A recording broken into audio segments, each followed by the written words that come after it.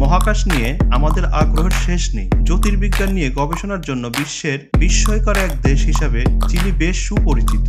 চিলির আতাকামা মরুভূমি ও আশপাশের অঞ্চল থেকে মহাকাশের নানা বস্তু ও তারার দিকে তাকানো সহজ বলেই কি সেখানে সব টেলিস্কোপ নির্মাণ করা হচ্ছে? চলুন মায়াবী দুনিয়ার আজকের এপিসোডে এ সম্পর্কে বিস্তারিত তথ্য জেনে আসা যাক। তার আগে আমার চ্যানেলটিকে সাবস্ক্রাইব করুন এবং ভিডিও ভালো লাগলে লাইক করুন, অন্যকে জানাতে শেয়ার করুন এবং আপনার মহামূল্যবান মতামত দেওয়ার জন্য কমেন্ট করুন। চিলিতে প্রথম জ্যোতির্বিদ্যা পর্যবেক্ষণের জন্য বিভিন্ন কাজের সূচনা হয় 19 শতকের শুরুতে। ইউরোপীয় বিজ্ঞানীরা চিলির অবস্থানকে জ্যোতির্বিজ্ঞানের গবেষণার উপযোগী বলে মনে করেন।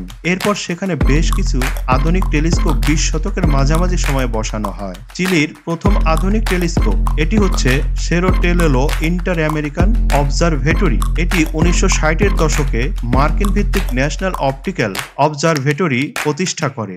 এই বিশাল টেলিস্কোপের মাধ্যমে জ্যোতির্বিজ্ঞান গবেষণায় চিলির উপস্থিতি বাড়তে থাকে। পরবর্তী সময়ে ইউরোপীয় সাউদার্ন অবজারভেটরি সহ অনেক সংস্থা এখানে কাজ শুরু করে। 1960-এর দশকে লা সিলা অবজারভেটরি তৈরি করা হয়। 1997 সালে সেখানে পারানাল অবজারভেটরি এবং আতাকামা লার্জ মিলিটার নামে আরও একটি বিশাল টেলিস্কোপের নির্মাণ শুরু হয়।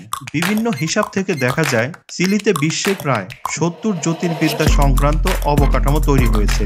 এক্সট্রিমলি লার্জ টেলিস্কোপ সহ বড় বড় প্রকল্প রয়েছে এখানে। ইএলটিকে সবচেয়ে শক্তিশালী অপটিক্যাল টেলিস্কোপ বলা হয়। কয়েকটি কারণে চিলিকে টেলিস্কোপ স্থাপনের জন্য আদর্শ স্থান বলে মনে করা হয়। জ্যোতির্বিদ্যা চর্চায় বড় বাধা হচ্ছে মানব সৃষ্ট আলো। চিলির দূরবর্তী মরুভূমিতে খুব কম মানুষের বসতি রয়েছে। সেখানে প্রায় কোনো কৃত্রিম আলো দূষণ নেই। দক্ষিণ গোলার্ধে চিলির অবস্থান জ্যোতির্বিজ্ঞানীদের আকাশের একটি অনন্য অংশ পর্যবেক্ষণ করার সুযোগ দিচ্ছে।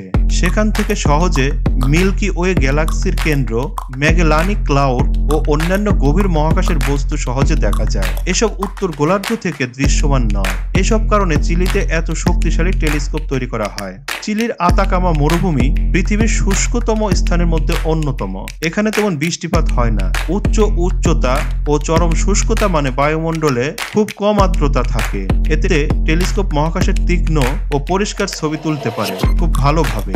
বাতাসে জলীয় বাষ্প থাকলে তা পর্যবেক্ষণকে প্রভাবিত করতে পারে। ইনফ্রারেড ও রেডিও জ্যোতির্বিদ্যায় তখন সমস্যা দেখা যায়। শুষ্ক পরিবেশের কারণে চিলিতে বেশিরভাগ টেলিস্কোপ তৈরি করা হয়েছে।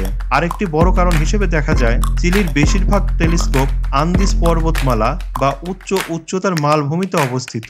বিশ্বের অন্যতম শক্তিশালী রেডিও টেলিস্কোপ আলমা 5000 মিটার উচ্চতায় অবস্থিত। উচ্চতায় অবস্থানের কারণে হালকা বাতাসের বায়ুমণ্ডল পাওয়া যায়, তখন ভালো পর্যবেক্ষণের সুযোগ থাকে। আর এ সমস্ত কারণেই হয়তো পৃথিবীর বেশিরভাগ টেলিস্কোপ এখানেই স্থাপন করা হয়েছে।